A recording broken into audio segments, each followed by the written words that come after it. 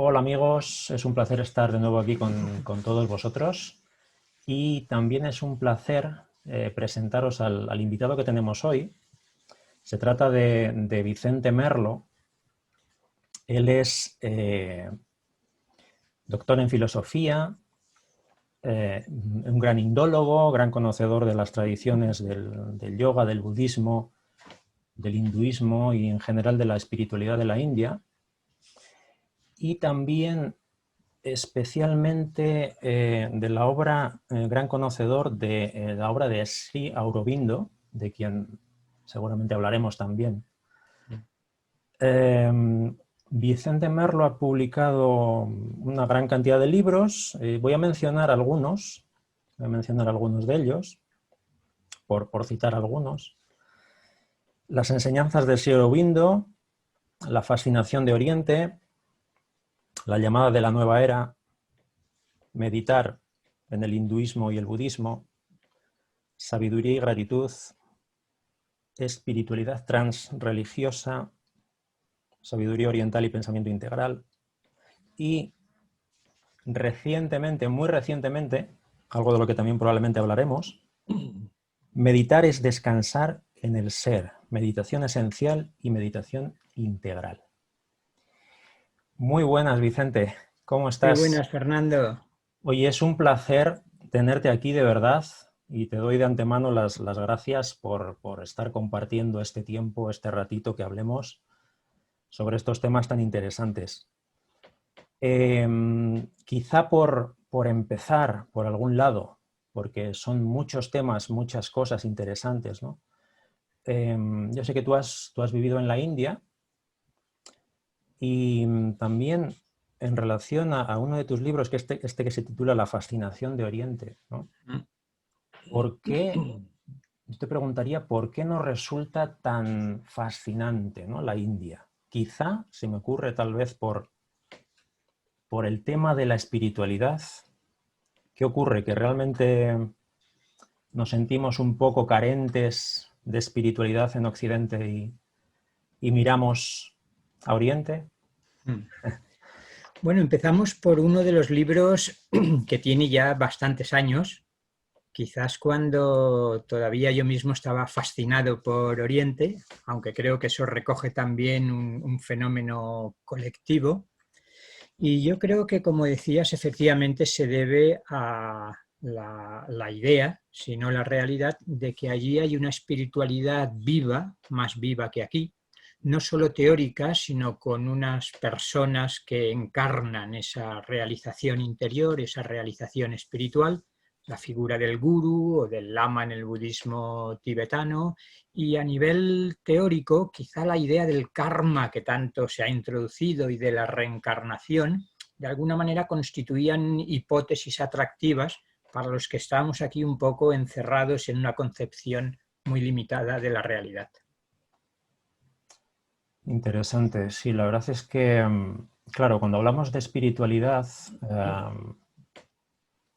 claro, el tema de la meditación, por ejemplo, ¿no? La meditación quizá es uno de los pilares, por decirlo así, fundamentales, ¿no? O uno de las, digamos, de las herramientas o de las, no sé cómo llamarlo, ¿no? O técnicas que están presentes de alguna manera pues, en muchas tradiciones, por no decir casi en todas, ¿no?, de la India probablemente. Sí. Sí, yo creo que realmente la meditación ha sido una de las puertas de entrada, quizá la puerta de entrada fundamental a Oriente. Tanto en el hinduismo como en el budismo tenemos una riqueza a lo largo de la historia y una sistematización, una práctica y una sistematización extraordinaria. A mí me gustaría distinguir, por lo que tú decías, entre la meditación como técnica, con una práctica formal muy determinada, la meditación como actitud ante la vida, en la que trata de expresarse el estado de conciencia conseguido en la meditación. Por tanto, para luego poder seguir desarrollando la meditación como técnica en un tiempo determinado y en un espacio normalmente en quietud, 20 minutos, 30, una hora, lo que se quiera. La meditación como actitud, donde en lo que algunos llaman la fase post-meditación, tratamos de llevar a la vida cotidiana ese estado conseguido. Y la meditación como un determinado estado de conciencia que nos permite no identificarnos, como habitualmente estamos, con todo nuestro mundo psicológico de emociones y pensamientos. Claro, yo quería mencionar uno de los libros que también hemos comentado antes, este que se titula Meditar en el budismo y en el hinduismo. No sé si quieres, sería interesante que no sé, me parece un libro muy interesante, ¿no? Para mí es un libro que lo tengo ahí como de referencia, porque digamos que compartes en este libro y hablas de toda una serie de tradiciones, de diferentes tradiciones de la India, ¿no? Y me parece muy interesante, ¿no? Porque en una primera parte creo que das una digamos, visión filosófica o el fundamento de esa tradición, y después realmente propones una meditación concreta, ¿no? Sí. Te quería preguntar en relación a esto, si realmente hay podríamos decir que hay una esencia de la meditación entre todas las tradiciones, quiero decir, algo común a todas estas, digamos, filosofías o tradiciones, ¿no? ¿Realmente hay algo que puedas destacar, que digas, bueno, pues realmente la esencia de la meditación es esto, ¿no? Sí, en primer lugar, yo siempre digo que este es mi libro sobre budismo, porque, como habrás visto, por una parte, cuando apareció ya tenía publicados bastantes libros sobre hinduismo, y Sí. sin embargo el budismo no lo había desarrollado suficientemente, y sin embargo en este las 3/4 partes están dedicadas a las distintas tradiciones budistas. Pero respecto a la pregunta concreta que haces, aunque en estos tiempos mucha gente rechaza cualquier concepción esencialista y nadie mejor que el budismo para rechazar cualquier esencia, yo diría que sí que hay, digamos, unos aspectos fundamentales, si no queremos llamarlo esencia, de las distintas meditaciones. Y intentando decirlo en un lenguaje transreligioso, si se me permite la expresión, que no sea ni directamente hindú ni directamente budista, diría que la esencia, entre comillas, de la meditación consiste en descubrir un estado de conciencia, un nivel de profundidad en nuestro ser que es distinto de todos aquellos contenidos de la conciencia con los que generalmente nos identificamos. De hecho, yo creo que una de las intuiciones importantes de la meditación es aquella en la que uno descubre que probablemente se ha pasado la vida identificado con sus pensamientos, que nos hemos pasado la vida embotellados en la mente, y hasta que no conseguimos disfrutar de un silencio mental mínimo, suficiente, no nos damos cuenta de que hemos vivido prisioneros entre los barrotes de nuestra mente y esclavos en muchas ocasiones de nuestras emociones. Por tanto, si hubiera que señalar hacia un lugar común, un espacio o un no lugar que comparten todas las meditaciones, yo diría que es justamente ese situarse en el centro, en el espacio abierto de nuestro ser, experimentando por una parte una paz, una armonía, un silencio mental y una libertad que en un primer momento parece algo nuevo respecto a cómo nos vivimos habitualmente. Claro, yo creo que, fíjate, tal vez lo defines muy bien en este último libro, que creo que es de este año, ¿verdad? Si no me equivoco, Es de este año, sí. Junio 2020 puede ser. Junio yo creo que salió en pleno confinamiento, en abril quizás. Abril, fíjate. Claro, dices, la meditación es descansar en el ser. Lo voy a mostrar aquí también en pantalla, a ver si lo puedo compartir. Meditar es descansar en el ser. Fíjate qué curioso, ¿no? La frase, ¿no? Dices, meditación esencial, volvemos otra vez ahí a la esencia, ¿no? Y meditación integral también. ¿Cuál es la idea de este libro que has querido reflejar aquí con en este Sí, libro? esta distinción, cualquier pretensión de originalidad y de innovación en la meditación es un poco ingenuo. Por tanto, en ningún momento se trata de presentar un nuevo tipo de meditación, que ya suficientes hay, sino de confesar y exponer el tipo de meditación con el que uno ha ido sintiéndose más familiar. Y esta distinción me parece muy importante. Lo que llamo meditación esencial, me gusta decir que es la esencia de la meditación y no supone ningún hacer. Estamos perdidos en el mundo de la acción, del tener y del hacer, y la esencia de la meditación consistiría no en un hacer más, sino en un dejar de hacer cualquier cosa, tanto a nivel físico, quietud, simbolizado por la quietud, como a nivel emocional, una cierta paz emocional, como a nivel mental, calma mental. Y permaneciendo ahí, muy conscientes, muy atentos, con atención plena, mindfulness, pero no a un contenido concreto, sino a ese espacio abierto que somos en el fondo, desde siempre y para siempre, instalarnos ahí, descubrir eso, sería la esencia de la meditación. Por tanto, insisto, no hay nada que hacer, no es ninguna técnica nos puede llevar a ese estado fundamental. Lo que sucede es que esta máxima simplicidad es descansar en el fondo de nuestro ser, como decías muy bien. Descansar, me gusta decir a veces, descansar es descansar en el ser.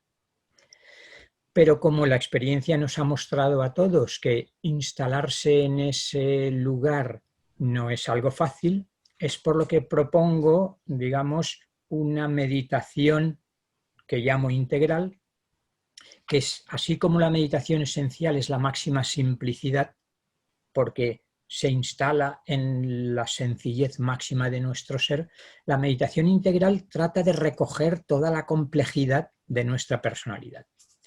Si quieres lo desarrollamos ahora o luego, pero solo decir de momento que me gusta distinguir entre un momento ascendente de la meditación, que considero que se basa sobre todo en la armonización, un momento cumbre, donde uno descubre en una octava superior la meditación esencial, porque si no desde el principio, para la inmensa mayoría, no es fácil entrar en ese estado, y después un momento descendente de la meditación.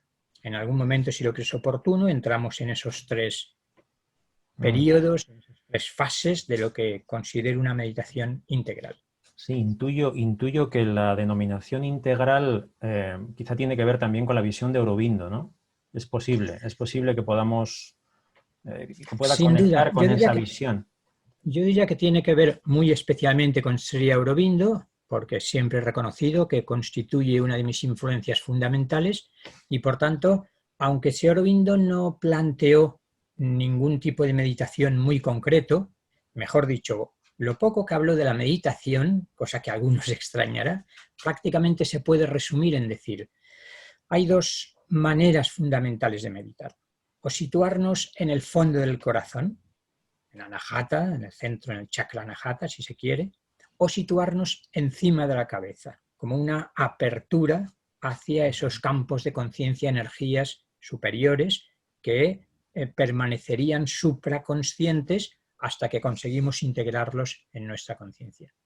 Efectivamente, tiene una inspiración, si bien la estructura y los pasos no proceden para nada del propio Sri Aurobindo, sí que hay una inspiración de fondo aurovindiana. Por otra parte, el término integral está tan de moda que todo el mundo pretende ser integral. Pienso también en la psicología integral de Ken Wilber, desde que se desmarcó del movimiento transpersonal, al menos como denominación, pero efectivamente has visto bien que el hilo conductor sería la concepción de fondo de ese yoga integral de Sri Aurobindo. Si quieres, luego hablamos un poco más en profundidad de Aurobindo y de tal vez la psicología integral, pero ya que has mencionado antes la idea de mindfulness, también quería preguntarte qué opinas, ¿no?, de esta gran difusión, porque claro, el mindfulness al fin y al cabo es como una especie de, tal y como yo lo entiendo, ¿no?, como una especie también es una práctica como descontextualizada, ¿no? Es decir, desvinculada de cualquier tradición, incluso de todo contexto, por decirlo así, metafísico, que quizá eso es lo que ha posibilitado el que llegue tanto, ¿no?, a la población, por decirlo así. Pero realmente, claro, yo creo que esto tiene la ventaja esta, ¿no?, del acceso a gran cantidad de población y de personas, pero quizá tiene un riesgo, ¿no? El riesgo de, bueno, a lo mejor la banalización o la pérdida, a lo mejor, de la esencia de lo que es la práctica meditativa, ¿no? Y el quedarnos simplemente en esta, por decirlo así, superficie o por lo menos, a lo mejor en la dimensión terapéutica, que sí que es interesante, yo creo, ¿no?, de entrada, pero quizá perdemos un poco las dimensiones más profundas, ¿no? La dimensión contemplativa, la dimensión, yo creo que hay una dimensión también de transformación profunda, ¿no? Entonces, no sé cómo lo ves tú, como estudioso de la meditación, como estudioso de las tradiciones indias, ¿cómo ves esta eclosión? Que ha ocurrido nada, en pocas décadas, ¿no? Sí, yo como balance general considero que es un movimiento extraordinariamente positivo, que ha permitido introducir la meditación al gran público y que además ha conservado un rigor importante y sobre todo ha abierto un campo de investigación científica. Como sabemos, hay miles, literalmente miles de artículos en revistas científicas especializadas, cosa que rara vez había sucedido con la meditación, excepto con Maharishi Mahesh Yogi, la meditación trascendental, que ya comenzó a realizar algunos estudios científicos, y con algún grupo de budistas zen o de budistas tibetanos, pero así a través de mindfulness, cuando la ciencia ha reconocido la importancia de la meditación. De hecho, igual que la terapia conductista integró ya la relajación seria, la terapia cognitiva ha integrado perfectamente mindfulness en su dimensión terapéutica. Por tanto, en conjunto me parece un movimiento y un desarrollo extraordinariamente positivo, que sin duda ha descubierto la práctica de la meditación a muchísimas personas. Yo enfatizaría mucho más esto que los aspectos que desde algunas perspectivas pueden parecer criticables y que tú empezabas a insinuar, desde la utilización casi perversa empresarial, ¿no?, y demás, hasta el mindfulness como esa crítica a un consumo fácil y banalizador que decías tú. Por tanto, yo creo que extraordinariamente positivo, y la comprensión de que, como sucede cuando un fenómeno importante y profundo se populariza y llega a muchísima gente, pues las distorsiones o incluso las perversiones están casi aseguradas. Por tanto, balance extraordinariamente positivo, sin ignorar las posibles críticas, como tú decías, de un uso puramente manipulador de una técnica sin tener en cuenta el contexto ético por una parte y propiamente espiritual por otra. Pero yo creo que de una manera espontánea, quien busca más que el trabajo terapéutico contra la ansiedad, contra el estrés, contra la depresión, que tan claramente eficaz se ha mostrado, termina descubriendo más. Por tanto, como puerta de entrada, me parece extraordinaria. Fenomenal. Sí, es lo que yo he apreciado, ¿no? Que como lo que tú has dicho, además has dicho las palabras que estaba pensando en este momento, ¿no? Puerta de entrada, ¿no? Es una gran puerta de entrada, creo yo. Sí que es cierto que a lo mejor luego un porcentaje pequeño de personas que inician ese camino realmente profundizan, pero yo creo que ahí está la oportunidad, ¿no? Sí. Y yo creo que es importante también no sé cómo decirte, un poco la responsabilidad nuestra de los instructores de mindfulness, ¿no? El poder también poder mostrar de alguna manera que detrás de todo ello hay una dimensión profunda. Creo que eso es importante, ¿no? No quedarnos solamente en la superficie, ¿no? Creo que de vez en cuando hay que dar estas pequeñas, yo creo, pequeñas, no sé cómo llamarlo, pequeñas píldoras, ¿no? Sí. Y pequeñas visiones, ¿no? Fenomenal. Oye, estaba pensando también antes, cuando estábamos hablando del tema de la esencia, hay un tema que yo también durante mucho tiempo he pensado en ello y al igual que te preguntaba si hay una esencia en la meditación, también quería preguntarte si tú consideras que hay una esencia, y esto tiene mucho que ver con el tema de la filosofía perenne, ¿no? La famosa filosofía perenne. Sí. Realmente, porque aquí hay opiniones, digamos, también contradictorias, ¿no? Hay algunos autores que afirman que efectivamente sí, que es así, que hay una filosofía perenne, una esencia común a todas las tradiciones religiosas y espirituales del mundo. Desde el punto de vista de la India, yo creo que es el concepto este de Sanatana Dharma, si no me equivoco, puede ser. Sí. Y hay otros autores que quizás son un poco más rebeldes, yo creo, con esta idea y no la aceptan demasiado. No sé cómo lo ves tú. No sé cómo lo ves tú, desde tu posición. Yo diría que es una cuestión personalmente no resuelta del todo.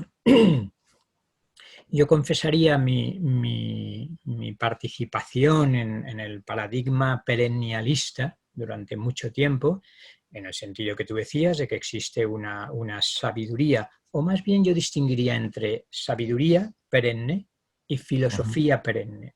Ajá. Pues creo que existe esa sabiduría perenne como realización interior profunda, pero que a la hora de formular la experiencia, las diferencias son importantes y la mente pasa a señalar más las diferencias y las distinciones que aquello que tienen en común. Por tanto, en cuanto a una filosofía perenne, en cuanto a una formulación intelectual determinada, trata de decir, la sabiduría perenne consiste en lo que yo estoy diciendo. Creo que empieza un proceso de parcialización y de rigidificación que hace que los propios defensores de la filosofía perenne no siempre se pongan de acuerdo entre sí, ¿no? Pues no sé, pues algunos defensores de la filosofía perenne en la línea de René Guénon y Coomaraswamy, Fridtjof Schuon, Los pues tradicionalistas. van a criticar muchas de las otras presentaciones, por ejemplo las teosóficas, que se pretenden también defensoras de una sabiduría perenne. En el caso de Wilber, pues lo mismo, se habla de una filosofía perenne, pero se propone una concepción filosófica muy determinada. Por ejemplo, una determinada manera de entender la no dualidad como experiencia última, realidad última. Y otra vez más volvemos a un constructo teórico que excluye otras presentaciones. Y entonces los no dualistas dicen, no, estamos en una escalera de conocimientos y quien defienda que la relación personal, no impersonal, con un Dios personal, ese está por debajo en la escalera de la realización de quien ha descubierto la realidad no dual. Cosa que los cristianos invierten y dicen, no, esto de una realidad no dual es algo impersonal, que es más importante y en la cumbre situar al encuentro amoroso con el ser infinito personal. Por tanto, yo diría, como hilo conductor, como ideal regulativo, que diría nuestro filósofo Kant, me parece imprescindible, pero teniendo mucho cuidado con las formulaciones intelectuales concretas a la hora de decir en qué consiste y cuáles son los principios y los contenidos fundamentales de esa presunta filosofía perenne. Como sabrás, hay todo un movimiento dentro de la psicología transpersonal, justamente, lo que se conoce como el paradigma participativo, que ha salido desde posiciones serias criticando, digamos, el perennialismo fácil, ¿no? Claro. Es decir, no, si todos están diciendo lo mismo, los místicos sufíes, los místicos hindúes, los místicos cristianos, en el fondo todos están diciendo lo mismo, todos han tenido la misma experiencia. Cuando miramos un poco despacio es cuando empiezan las dudas. Por eso empezaba diciendo, mi participación en una concepción transpersonal se ha visto o se vio un poco frenada a la vista de estas críticas que me parecen serias al fácil perennialismo, ¿no? Y uno termina no viendo las diferencias, justo al contrario de lo que decíamos antes, sino viendo solo las semejanzas. Y semejanzas las hay, faltaría más. Interesante. De todas maneras, creo que es una cuestión que, bueno, merece la pena indagar, ¿no? Y sobre todo el paradigma que comentas, el paradigma participativo, me parece muy interesante. Yo no he profundizado lo suficiente, pero bueno, ahí está también, ¿no? Y yo sé que tú también eres muy asiduo, vamos, y lo eres, el tema del gran conocedor del esoterismo occidental, y de ahí viene también mi interés en el libro que comentaba antes, la llamada de la, entre paréntesis, nueva era. Me parece muy, muy lúcido el título, muy, no sé, porque das pie a estas dos interpretaciones, ¿no? La llamada nueva era o la llamada de la nueva era. Pero no sé si quieres comentar un poquito la idea del libro. Sí. ¿Cómo estructuras tú esta, pues lo que llamamos nueva era, efectivamente? Tú hablas de tres dimensiones. Sí. De tres dimensiones, pero casi prefiero que lo cuentes tú un poquito. Sí. ¿En qué consiste, no? Porque la nueva era, yo creo que todos tenemos una idea más o menos un tanto difusa o vaga, Sí. a lo mejor de lo que es, y que realmente no se ha estudiado demasiado, ¿no? No se ha profundizado demasiado, a nivel académico incluso. Efectivamente, parte de la motivación del libro, en parte, es justamente salir al paso de esa demasiado generalizada visión despectiva, peyorativa del término New Age, del término Nueva Era. Es cierto, una vez más, que ha habido, como en cualquier otro movimiento, desviaciones de la idea original, pero lo que pretendo en el libro es mostrar que hay una fundamentación filosófica, esotérica, seria de lo que llamamos el movimiento Nueva Era.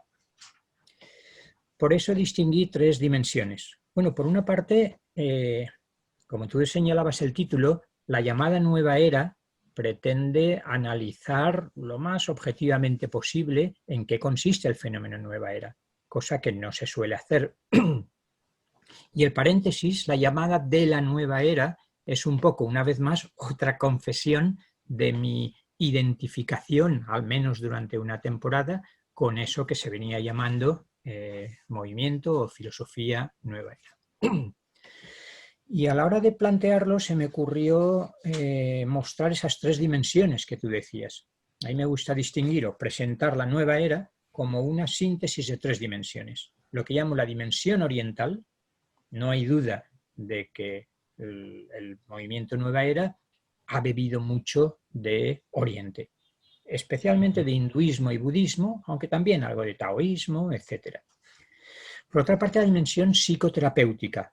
Creo que tampoco cabe duda de que con el auge de las psicoterapias, desde a partir del psicoanálisis, pero muy especialmente Jung y la Gestalt y tantísimas terapias que van apareciendo, la nueva era recoge esa dimensión psicoterapéutica y considera que la idea de la sanación personal, incluso colectiva y planetaria, es un momento muy importante actualmente y siempre. Por tanto, dimensión oriental, con la influencia de la meditación, del conocimiento de gurús, lamas, maestros, con la idea de la reencarnación y del karma y tantísimas otras cosas. Dimensión psicoterapéutica y dimensión esotérica. Ya sé que igual que hablar de nueva era está muy desprestigiado, en muchos ambientes hablar de esoterismo queda poco serio. Sin embargo, esta obra es justamente el intento de decir, tanto en el esoterismo hay algo serio, mucha gente ignora que hay varias cátedras universitarias de estudio del esoterismo. No aquí, obviamente, que no hay ni de orientalismo, pero sí en lugares como Holanda, en Ámsterdam, hay una importante cátedra de estudios del esoterismo europeo contemporáneo. En París hay otra cátedra importante con obras en las dos últimas décadas de nivel académico serio. Y lo que defiendo es que la dimensión esotérica constituye el corazón secreto de la nueva era. Es decir, que la nueva era es una especie de divulgación y actualización simultáneamente de lo que se ha conocido como esoterismo. Y entonces aprovecho para dar unas pinceladas breves del esoterismo occidental para mostrar que la nueva era lo que hace es abrir al gran público lo que en otras ocasiones permanecía encerrado en un círculo iniciático esotérico. A mí me gusta distinguir dos, con esto termino esta intervención, dos momentos. Por una parte estaría, o tres, el esoterismo occidental tradicional, que suele ir vinculado a una tradición religiosa determinada, el esoterismo contemporáneo, que haría comenzar simbólicamente en 1875 con la fundación de la Sociedad Teosófica. La Sociedad Teosófica creo que es una de las corrientes importantes para la formación de la nueva era, y todo lo que implica lo que prefiero denominar la espiritualidad post-teosófica, donde incluyo a Rudolf Steiner y a las distintas escuelas rosacruces y a la escuela arcana de Alice Bailey y tantos otros movimientos. Por tanto, esoterismo contemporáneo clásico ya desde finales del XIX hasta mediados del siglo XX. Y a mediados del siglo XX, o más exactamente años 60, 70, que es cuando comenzaría el auge de la nueva era, comienza también lo que podemos llamar el esoterismo actual, que supone una apertura del horizonte extraordinaria. Y en este caso no se puede ignorar, por polémico que sea el fenómeno, si ya el esoterismo es polémico en su conjunto, hablar de las canalizaciones en el mundo contemporáneo pues se ha vuelto algo especialmente polémico y delicado. Sin embargo, defiendo que no se entiende el movimiento Nueva Era sin un conjunto de textos que se presentan como canalizados. Canalizados quiere decir que quien ofrece la información considera que no procede de su mente personal, que no son conocimientos que hubiera adquirido de un modo habitual, sino que la fuente de información es otra. Y ahí aparece todo un mundo extraordinario de fuentes de información suprahumanas o extrahumanas, si se quiere, muy importante, en el que quizá no sea cuestión de entrar ahora, solo recoger el hecho de que fenomenológicamente podríamos decir, si uno describe la nueva era, tiene que hablar del inmenso campo que suponen las canalizaciones espirituales. Que por cierto, Wouter Hanegraaff, que es uno de los mejores conocedores académicos de la nueva era, el primer catedrático de la Universidad en Ámsterdam, de la cátedra que antes mencionaba, insiste en algo importante. Bueno, lo que ahora llamamos canalizaciones, en la fenomenología de las religiones, no es más que lo que tradicionalmente se ha denominado revelaciones espirituales. ¿O cómo consta oficialmente que se escribió el Corán? Sabemos que fue revelado a Muhammad, a Mahoma, por una entidad angélica o arcangélica.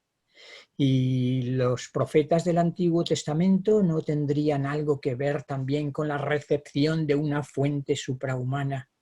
Y los Vedas, ¿no sería que los rishis védicos en estado de profunda meditación escuchaban el sonido primordial o entraban en contacto con la luz infinita y lo traducían en mantras?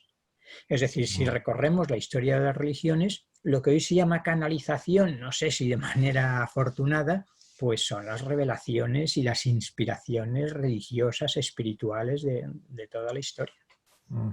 La verdad es que es muy interesante este tema, ¿no? El de las canalizaciones. Canalización, al fin y al cabo, no es más que, yo creo, una metáfora, ¿no? También. Claro, claro. Canal, ¿no?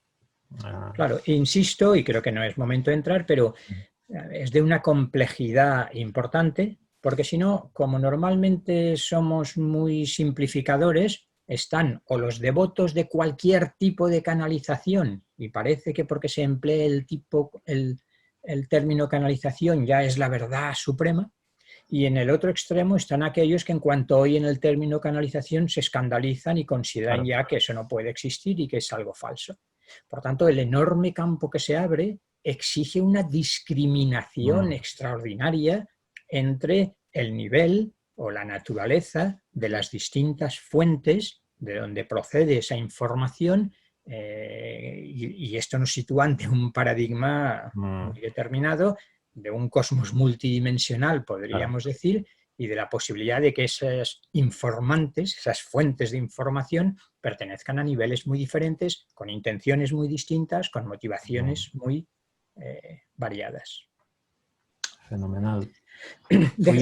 Permíteme que recoja una última idea Sí. de la nueva era que yo creo que se ha ido afianzando lentamente, que yo compartiría con reservas, pero en su aspecto fundamental, que concreta un poco la noción de la nueva era. Porque hasta entonces, bueno, pero ¿qué significa nueva era? No es tanto, una vez más, una formulación muy determinada, sino una nueva sensibilidad, una nueva conciencia que afirma que estamos en el final de un ciclo y en el comienzo de otro, en el final de una era y el comienzo de otra. En un primer momento empezó a hablarse del final de la era de Piscis y el comienzo de la era de Acuario, que serían 2000 y pico años. 2160, en principio, desde mi punto de vista, es la fecha más rigurosa de ese periodo de cada era astrológica. Pero yo creo que empieza a haber una cierta coincidencia en que podría señalarse un momento simbólicamente más preciso, como es el famoso 21 de diciembre del 2012, que se ha atribuido a los mayas como, según el Tzolk'in, el calendario maya, como el final del mundo, que ellos nunca han dicho eso, era el final de una época, el final de un ciclo y el comienzo de otra. En este sentido, estaríamos no solo al final de una era de 2160 años, sino al final de lo que ya nuestro gran maestro Platón llamaba, se ha denominado luego el año platónico, que es un ciclo de 25.920 años. A veces se dice 26.000 para redondear, y que supone el tiempo astronómicamente que todo el sistema solar da la vuelta alrededor del centro de la galaxia. Pues bien, según algunas presentaciones que cada vez me parecen más convincentes y más coincidentes, estaríamos no solo en el paso de la era de Piscis a la era de Acuario, sino en el final de esos 25.920 años y el comienzo de otra. Quien se toma esto en serio, y yo lo hago, diría que estamos en el año 8 de la nueva era, que el año 2013, después de esa apertura a energías cósmicas el 21 de diciembre del 2012, el año 2013 es el año 1 de la nueva era y el año 2020 es el año 8 de la nueva era. Por tanto, saludemos las convulsiones en las que estamos viviendo, como sería de esperar en un momento de cambio de ciclo tan importante. Subtitulas el título, fíjate, hacia una espiritualidad místico-esotérica, el tema de la espiritualidad nuevamente. Y yo te quería preguntar ¿hasta qué punto esta idea de la nueva era o esta concepción de la nueva era puede ser un vehículo pues para una transformación, bueno, no para una transformación, sino para una espiritualidad auténticamente, no sé cómo decirte, genuina, ¿no? O auténtica, por decirlo de alguna manera, aunque habría que definir también qué entendemos por espiritualidad, ¿no? Espiritualidad genuina o auténtica. ¿Hasta qué punto? ¿Hasta qué punto? Porque yo creo, a ver, la idea de espiritualidad, evidentemente, yo creo que tiene que ir pareja, ¿no? Con el tema de la nueva era, conjuntamente, de alguna forma, ¿no? Porque si no, ahí sí que entonces se me queda un poco cojo, ¿no? El tema. ¿Cómo lo ves, este tema de la espiritualidad en la nueva era? Yo prefiero no aferrarme a términos muy concretos. Si te das cuenta, en este libro hablé de espiritualidad mística y esotérica, de hecho, hacia una espiritualidad mística y esotérica, Y después mencionabas un libro más reciente en el que prefirió el título de espiritualidad transreligiosa. Pero si nos damos cuenta, significan lo mismo, son distintas perspectivas de lo mismo. Yo diría, en tanto que espiritualidad, o distinguiría una dimensión teórica de la espiritualidad, que consiste en decir, mi visión del mundo se inclina a creer, o estoy firmemente convencido, o me resulta una evidencia personalmente, el origen de todo, lejos de ser la materia o una energía material tal como la entendemos que explotaría en el mito del Big Bang, nos parece más razonable pensar, y todas las enseñanzas religiosas, espirituales, místicas y esotéricas así lo afirmarían, que el origen y la naturaleza profunda de toda la realidad es de orden no de la materia, sino de la conciencia, de la inteligencia, es decir, del espíritu. Y si se quiere, del amor. El espíritu se caracteriza por su libertad, su inteligencia y su amor, podríamos decir. Por tanto, en este sentido, teóricamente, defender una concepción espiritual, una espiritualidad, implica una determinada concepción del mundo, que se ve muy clara también cuando uno se plantea el tema de la muerte. En una concepción materialista, no espiritualista, con la muerte termina toda individualidad personal del ser humano. Para la mayoría de las concepciones espiritualistas hay una dimensión en el ser humano y en toda la realidad en la que la muerte no puede hincar su diente, podríamos decir. Por tanto, teóricamente, concepción espiritual y no materialista. Pero desde luego, como tú decías, es mucho más importante la dimensión práctica. Toda la vida se supone que al menos uno intenta que esté impregnada de unos valores y unas actitudes que merecen la denominación de espirituales, que básicamente es un combate al egoísmo primitivo, espontáneo que todos manifestamos. Y entonces se trata de un conjunto de valores donde lo que se privilegia no es la acumulación material y la satisfacción del placer egocentrado, sino que son más bien valores y virtudes como la solidaridad, la cooperación, el amor, la compasión, la generosidad, las que uno trata de encarnar y de vivir. Y en el centro de todo eso, de ahí lo de espiritualidad mística, el que no sea un conjunto de dogmas creídos ciegamente, sino que apunta a la importancia que tiene desarrollar la experiencia de la dimensión espiritual en el ser humano. La meditación, pero no solo ella, sería una vez más una de esas avenidas al descubrimiento de ese núcleo, de esa dimensión espiritual en el ser humano y en la realidad. Por tanto, mística porque apunta a la experiencia de lo sagrado, del misterio.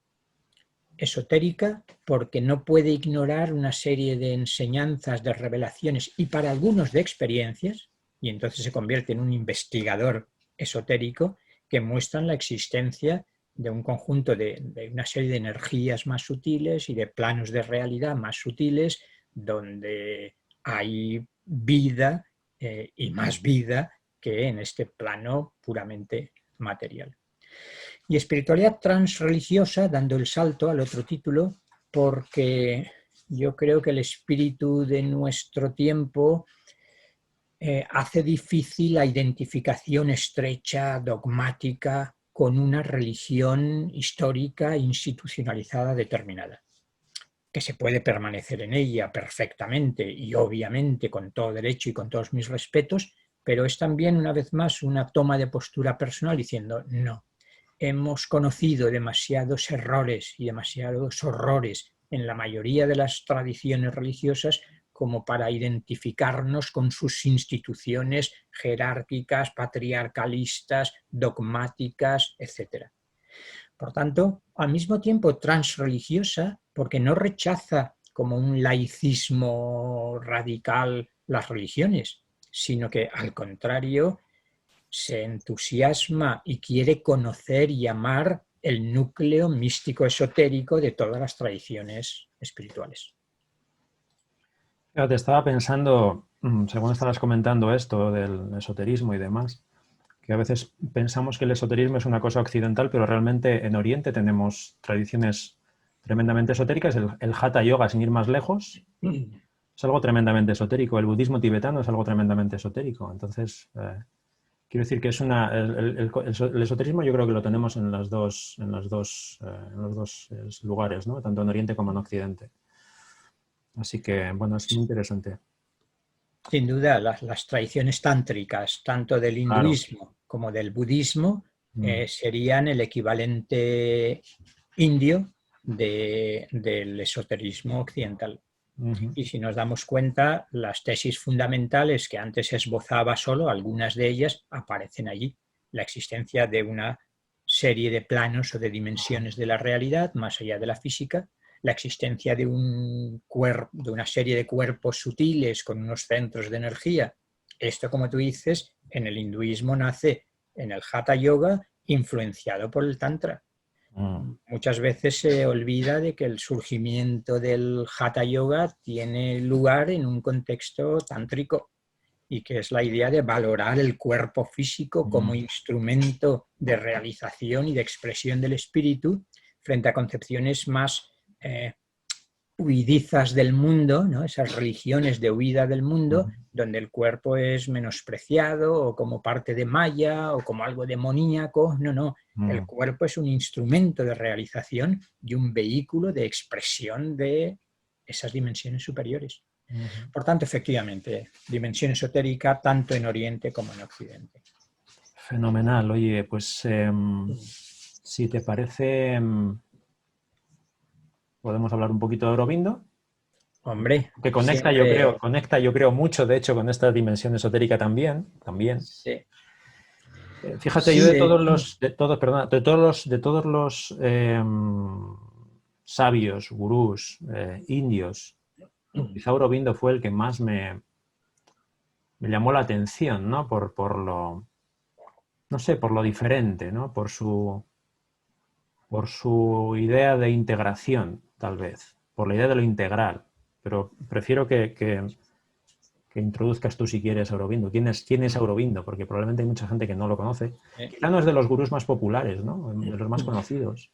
Bueno, es bastante conocido, pero depende quizá de los círculos en los que nos movamos, ¿no? Sí. Yo creo que no es de los más conocidos por varias razones, pero quizás una importante es la relativa dificultad de sus textos. Entonces, como muchas veces entramos a los distintos maestros a través de sus palabras, aquí empezó a traducirse la vida divina y la síntesis del yoga, que para mucha gente constituyen textos un poco duros. Si Aurobindo situémoslo un poco porque nace en 1872 y va a vivir hasta 1950, ¿no? Ese mediado de siglo tan significativo, el mismo año en que muere Sri Ramana Maharshi, otro de los grandes maestros más conocidos aquí. Y yo creo que Sri Aurobindo pone al frente la idea de integralidad en el sentido de recoger los distintos enfoques del yoga y los distintos enfoques teóricos, repensándolos, reviviéndolos y reformulándolos de una manera muy original, muy creativa, muy profunda y muy elevada al mismo tiempo. Y es uno de los pioneros en la síntesis Oriente-Occidente. Sri Aurobindo, su padre lo envía a estudiar a Inglaterra porque no quiere que sus hijos participen de esas supersticiones que son las religiones, y está 14 años en Inglaterra estudiando, formándose como filólogo clásico, dominando el inglés y el francés, y vuelve a su país al cabo de 14 años. Es decir, tiene un bagaje occidental relativamente importante, pero lo fundamental es la serie de experiencias místicas, yógicas, espirituales a las que va a tener acceso y que le van a llevar a formar ese Vedanta integral y ese yoga integral. Lo que observa Sri Aurobindo, yo señalaría dos cosas solo, al menos para empezar. Una, la tradición hindú ha sido algo secuestrada por una formulación muy estricta a partir del gran Adi Shankaracharya, que es una concepción no dualista radical, ilusionista, decía Sri Aurobindo, que considera que el mundo es maya y la individualidad es maya, una especie de ilusión. Esto, dice Sri Aurobindo, ha producido una desviación de la tradición hindú hacia una renuncia que huye del mundo. Sri Aurobindo dice, en los Vedas la noción de maya no era esa. Maya es el poder del absoluto, el poder creador del absoluto, Brahman, y por tanto el mundo es real. El mundo es una manifestación de Brahman, pero en sí mismo relativamente real. Esto por una parte. Luego, no a esa interpretación de la noción de Maya como ilusión, sino Maya como poder creador mágico de la madre que con la materia crea todo un mundo, una manifestación espaciotemporal, pero que es querida por el propio Brahman y convertida en su campo de juego. Y por otra parte, en cuanto a los yogas, también se había producido una parcialización. Por ejemplo, Shankaracharya, el Jnana Yoga, el yoga del conocimiento, es la única vía para alcanzar la realización. O el Bhakti Yoga, otros que dicen el Jnana Yoga no es para todo el mundo y la apertura del corazón y la devoción hacia lo divino es lo más importante. Practiquemos el Bhakti Yoga. O el Karma Yoga, etcétera, etcétera. Sri Aurobindo hace un análisis, sobre todo en Síntesis del Yoga, una de sus obras fundamentales, donde dice, no, hay que integrar los distintos caminos y hay que trabajar todos los aspectos de nuestro ser. El corazón y la devoción, la mente, hasta llegar a una conciencia intuitiva y una conciencia supramental, y todo eso expresarlo en la acción a través del Karma Yoga. Por tanto, integración teórica e integración práctica en el yoga integral. Fenomenal. Hay una idea, ¿verdad? También, quería preguntarte, evolucionista. Evolucionista. Él habla de la evolución. Hay una evolución del ser humano, ¿no? Hacia dimensiones, por decirlo así, más elevadas, lo que él llama lo supramental. Pero prefiero que yo creo lo comentes tú esto, ¿no? Sí, es un aspecto muy importante en la filosofía del integralismo, como Haridas Chaudhuri, un discípulo de Sri Aurobindo que llegó a California y es uno de los fundadores del hoy célebre Centro de Estudios Integrales de California. Y efectivamente, la concepción de una evolución espiritual, Sri Aurobindo no rechaza completamente el evolucionismo darwinista, podríamos decir, pero lo complementa con un evolucionismo espiritual. El darwinismo se ha ocupado sobre todo de la evolución de las formas. Sri Aurobindo habla de la evolución de la conciencia. Y esa evolución de la conciencia, él ofrece toda una concepción macrocósmica, podríamos decir, del surgimiento. Primero, como toda concepción espiritualista, en el origen no está la materia, como decíamos, sino el espíritu, Brahman, que ha involucionado, un término que yo no utilizaría, pero utiliza Sri Aurobindo, hasta velarse, hasta hacerse implícito, diría David Bohm, hasta estar implicado en la materia. Y a partir de ahí, en nuestro mundo, vemos surgir la vida. Y a partir de la vida vemos surgir la mente. Todo esto como un proceso evolutivo con largos periodos de tiempo. Una de las características de Sri Aurobindo estaría en esa visión profética de que estamos en ese momento de transformación y de cambio tan importante que va a surgir un nuevo principio cósmico, casi ontológico, podríamos decir, lo que él llama efectivamente la supermente, la conciencia, energía supramental. Se pasó toda su vida intentando explicar en qué consistía la conciencia-energía supramental, de la que habría tenido una experiencia directa, igual que su compañera espiritual y co-creadora del yoga integral, Mirra Alfasa, y al final le seguían preguntando, ¿pero en qué consiste lo supramental? Y llegó un momento en que dijo, miren, me niego a seguir intentando explicar en qué consiste esa nueva realidad, esa nueva conciencia. Lo importante es encarnarla, hacer el trabajo, la sadhana, la práctica, el trabajo interior, y la conciencia supramental se manifestará por sí sola. La conciencia supramental es algo así como el espíritu en estado puro expresándose e integrándose a través de los vehículos de nuestra personalidad. Por eso habla de un proceso de transformación psicológica, de transformación anímica, de transformación espiritual y de transformación supramental.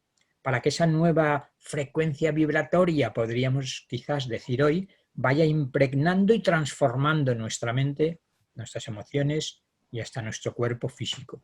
Un proceso de supramentalización que sería incomprensible desde las conceptualizaciones que tenemos habitualmente. Has mencionado ahora, hace un momento, el tema de la compañera de Aurobindo, ¿no? Mirra Alfasa, la madre, ¿no? Sí.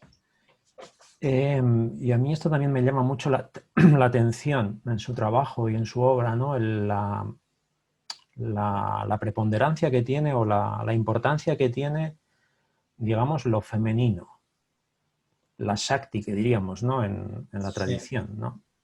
Sí.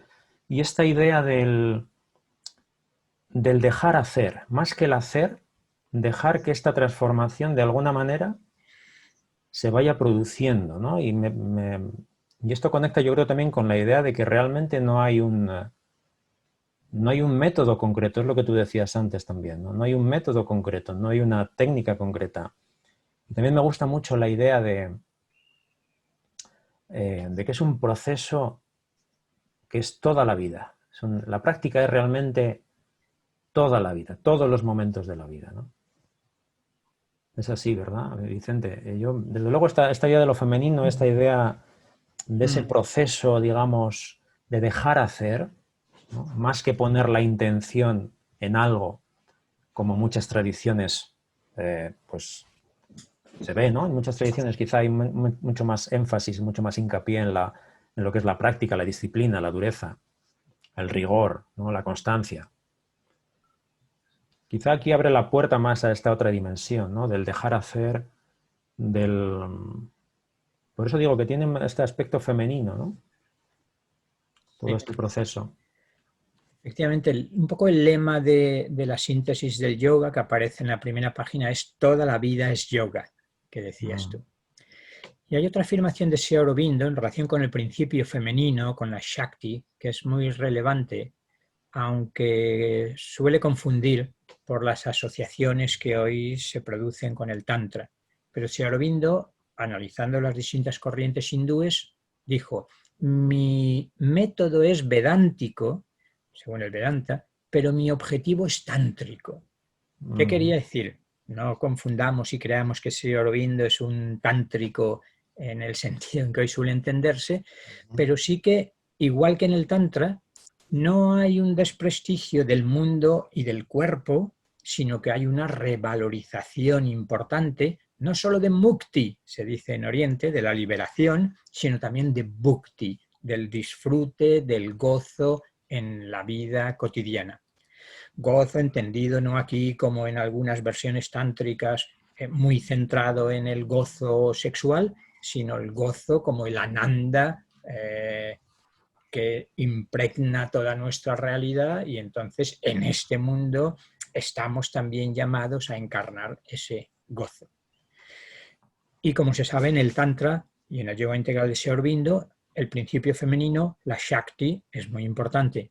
De hecho, tiene un librito muy pequeño pero extraordinario, cuyo título puede confundir porque es La Madre, donde habla de los 4 aspectos de la Mahashakti, de la energía primordial del principio femenino.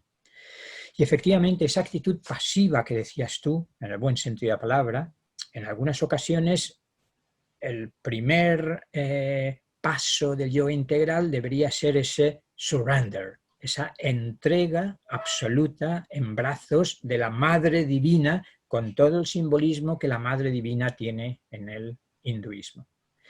Que en el caso de Mirra Alfasa, conocida como la Madre, muchos de los que estén viendo el vídeo lo sabrán, pero quizás no todos, es frecuente a una maestra espiritual considerarla como encarnación de ese principio femenino que es la madre, la Shakti, la inteligencia creadora. Y por tanto tienes totalmente razón en que está esa dimensión de apertura, de recepción de lo superior, de descenso de la gracia, donde, de hecho, Sri Aurobindo en una ocasión dice, la primera parte del camino en el desarrollo espiritual se centra en el esfuerzo y en la disciplina, que decías tú. Pero llega un momento en el que cuando uno consigue abrirse, la influencia de la Shakti supramental, de la energía femenina divina, es la que hace el trabajo a través de nosotros. Por tanto, totalmente de acuerdo, apertura, aspiración y entrega a lo sagrado, me gustaría decir, por no concretar el símbolo tanto, ¿no? Y quizá una última cosa, bueno, por ir concluyendo, estaba mirando aquí los apuntes que estaba tomando ahora mientras me comentabas, ¿no? Hay otra cosa que me llama la atención, que es la idea de Aurobindo de que, digamos, esta transformación es algo colectivo. Y esto contrasta, creo yo, mucho con otras tradiciones que se enfocan básicamente en la práctica individual y, bueno, y ni siquiera se menciona esta idea de colectividad o de grupo, de comunidad o de humanidad común o como quieras llamarlo. No sé si es así.